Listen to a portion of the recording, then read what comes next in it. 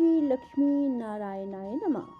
राधे राधे मेरे प्यारे भाइयों बहनों माताओं व बंधुओं, संस्कार की बातें चैनल में आपका स्वागत है। बंधुओं, आज पौष मास बड़ा गुरुवार मैं आपको सुना रही हूँ भगवान विष्णु की कथा। बंधुओं, गुरुवार के दिन भगवान विष्णु की कथा को जो मनुष्य भी सुनते हैं, भगवान विष्णु उन्हें मनोवांछित वर प्रदान करते हैं।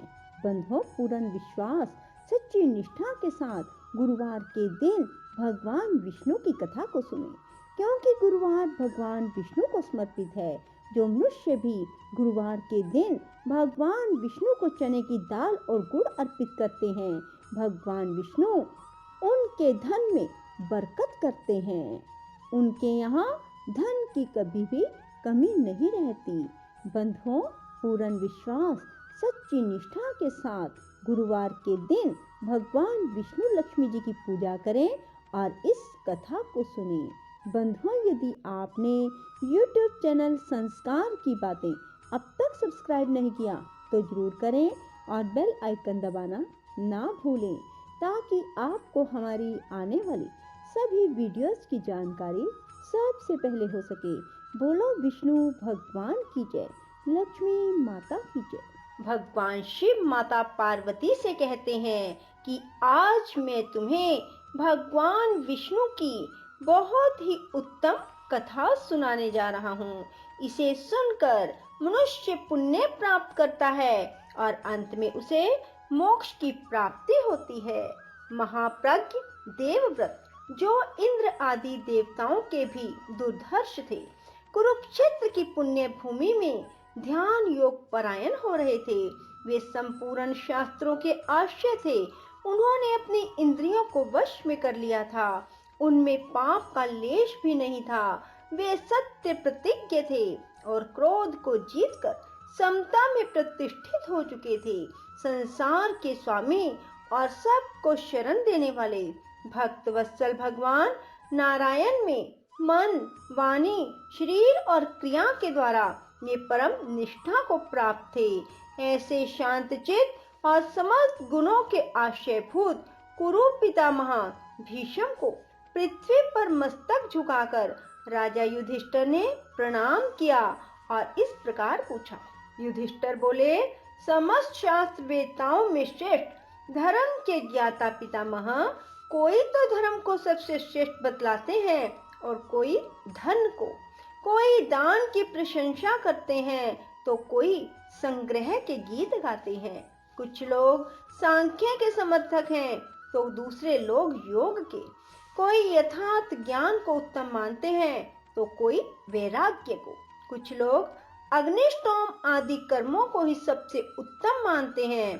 कुछ लोग आत्म ज्ञान को बड़ा मानते हैं, जिसे पाकर मिट्टी के ढेले, पत्थर और स्वर्ण में संबुद्धि हो जाती है। कुछ लोगों के मन में मनीषी पुरुषों द्वारा बताए हुए यम और नियम ही सबसे उत्तम है। कुछ लोग दया को श्रेष्ठ बताते हैं तो कुछ तपस्वी महात्मा अहिंसा को ही सर्वोत्तम मानते हैं। कुछ मनुष्य शोचाचार को श्रेष्ठ बतलाते हैं तो कुछ देव अर्चन को। इस विषय में पाप कर्मों से मोहित चित्त वाले मानव चक्कर खा जाते हैं। वे कुछ निर्णय नहीं कर पाते। इन सब में जो सर्वोत्तम कृत्य हो, जिसका महात्मा पुरुष भी अनुष्ठान कर सके, उसे बताने की कृपा कीजिए। भीष्म जी बोले, धर्मनंदन सुनो, यह अत्यंत गूढ़ विषय है जो संसार बंधन से मोक्ष दिलाता है। यह विषय तुम्हें भली भांति सुनना और जानना चाहिए। पुंडरीक नाम के एक परम बुद्धिमान और वेद विद्या से संपन्न ब्राह्मण थे, जो ब्रह्मचर्य आश्रम में निवास करते हुए सदा गुरुजनों की आज्ञा के अधीन रहा करते थे। वे जितेंद्रिय, क्रोधजयी, संध्या उपासना में तत्पर, वेद वेदांगों के ज्ञान में निपुण, शास्त्रों की व्याख्या करने में कुशल थे। प्रतिदिन सायंकाल और प्रातःकाल समिधाओं से अग्नि को प्रज्वलित करके उत्तम भविष्य से होम किया करते थे। जगतपति भगवान विष्णु का ध्यान करके विधि पूर्वक उनकी आराधना में लगे रहते थे। तपस्या और स्वाध्याय में तत्पर रहकर वे साक्षात ब्रह्मा जी के पुत्र की भांति जान पड़ते थे। जल, समिधा और फूल लाकर निरंतर गुरु की पूजा में प्रवृत्त रहते थे। उनके मन में माता पिता के प्रति भी पूर्ण सेवा का भाव था। वे भिक्षा का आहार करते और दंभ द्वेष से दूर रहते, ब्रह्म विद्या का स्वाध्याय करते और प्राणायाम के अभ्यास में संलग्न रहते थे। उनके हृदय में सबके प्रति आत्म भाव था। संसार की ओर से वे निस्पृह हो गए थे। एक बार उनके मन में संसार सागर से तारने वाला विचार उत्पन्न हुआ।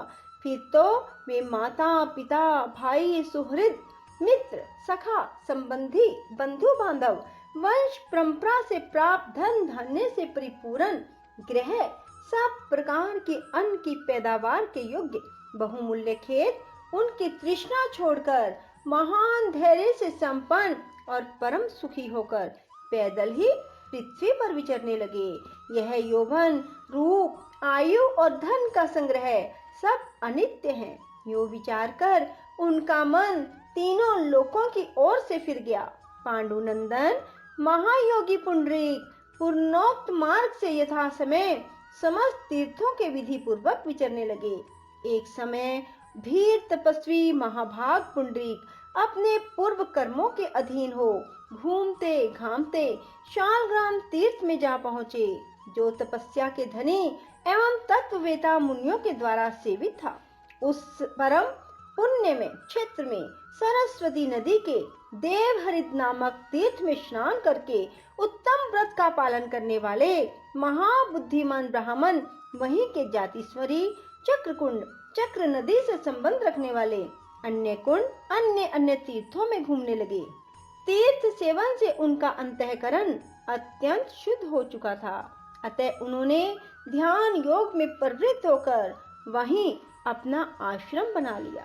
उसी तीर्थ में शास्त्रोक्त विधि और परम भक्ति के साथ भगवान गरुड़ ध्वज की आराधना करके वे सिद्धि पाना चाहते थे। इसलिए शीत उष्ण आदि द्वंद्वों से रहित एवं जितेंद्रिय हो दीर्घ काल तक अकेले ही वहां निवास करते रहे। शाक, मूल और फल यही उनका भोजन था। वे सदा संतुष्ट रहते और सब में समान दृष्टि रखते। यम, नियम, आसन, प्राणायाम, प्रत्याहार, धारण, ध्यान और समाधि के द्वारा आलस्य रहित हो सदा विधि पूर्वक योगाभ्यास करते। उनके सारे पाप दूर हो चुके थे। वे सर्वेश्वर भगवान विष्णु की आराधना करते। अतः उन्होंने भली भांति शुद्धि प्राप्त कर ली। राग द्वेष से मुक्त हो मूर्तिमान स्वधर्म की भांति चित्त वृत्तियों को भगवान में लगाकर निरंतर उनकी आराधना में संलग्न रहते। इसके बाद किसी समय परमात्म तत्व के ज्ञाता साक्षात सूर्य के समान महातेजस्वी विष्णु भक्ति से परिपूर्ण हृदय वाले वैष्णवों के हित में तत्पर रहने वाले देव ऋषि नारद जी तपोनिधि पुंडरीक को देखने के लिए उस स्थान पर आए। नारद जी को आया देख पुंडरीक प्रसन्न चित्त से उठे और हाथ जोड़कर उन्हें प्रणाम किया। तत्पश्चात विधि पूर्वक अधर निवेदन करके उन्होंने पुनः नारद जी को मस्तक झुकाया। फिर मन ही मन विचार किया, ये अद्भुत आकार और मनोहर वेश धारण करने वाले तेजस्वी पुरुष कौन है? इनके हाथ में वीणा, मुख पर प्रसन्नता छा रही है। यह सोचते हुए वे उन परम तेजस्वी नारद जी से बोले, महाद्युते आप कौन हैं और कहां से इस आश्रम में पधारे हैं? भगवान, इस पृथ्वी पर आपका दर्शन तो प्राय दुर्लभ ही है। मेरे लिए जो आज्ञा हो उसे बताने की कृपा कीजिए। नारद जी ने कहा, ब्राह्मण, मैं नारद हूँ, तुम्हें देखने की उत्कंठा से आया हूँ। विशेष भगवान का भगत यदि चंडाल हो तो भी वह स्मरण, वार्तालाप, पूजन करने पर सबको पवित्र कर देता है। जो अपने हाथों में श्रांग नामक धनुष, 5 जन्य शंख, सुदर्शन चक्र, कमोदकी गदा धारण करते हैं, जो त्रिभुवन के नेत्र हैं, उन देवादिदेव भगवान का मैं दास हूँ। पुंडरीक बोले, देव ऋषि, आपका दर्शन पाकर मैं देहधारियों में धन्य हो गया, देवताओं के लिए भी परम पूजनीय बन गया। मेरे माता पिता तीर्थार्थ हो गए। आज मैंने जन्म लेने का फल पा लिया। नारद जी, मैं आपका भगत हूँ, मुझ पर अनुग्रह कीजिए। मुझे परम गूढ़ रहस्य से भरे कर्तव्य का उपदेश दीजिए।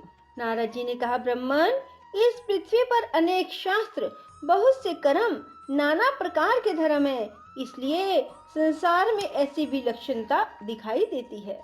अन्यथा सभी प्राणियों को या तो केवल सुख ही सुख प्राप्त होता है या केवल दुख ही दुख प्राप्त होता है। और कुछ लोगों के मत में यह जगत क्षणिक, विज्ञान मात्र, चेतन आत्मा से रहित बाहरी पदार्थों की अपेक्षा से शून्य है।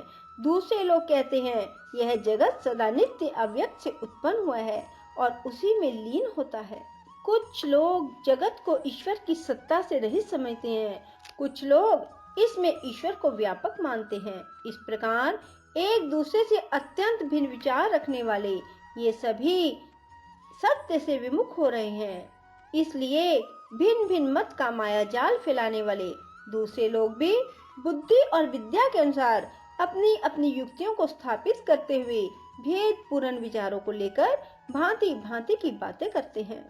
यह परमार्थ ज्ञान परम पुण्य में और भयंकर संसार बंधन का नाश करने वाला है। देवता आदि से लेकर मनुष्य पर्यंत सब लोग उसी को प्रमाणिक मानते हैं। वास्तव में ऐसे आत्मा को ही परमार्थ वस्तु के साधन में प्रमाण मानना चाहिए। द्विशेष आगम उस शास्त्र का नाम है जिसके अभ्यास के बल से राग द्वेष रूपी मल का नाश करने वाला उत्तम ज्ञान उत्पन्न होता है। बोलो विष्णु भगवान की जय हो। राधे राधे, जय श्री कृष्णा। बंधुओं, यदि आपको हमारी वीडियो पसंद आए तो इसे लाइक करें और शेयर भी जरूर करें। धन्यवाद।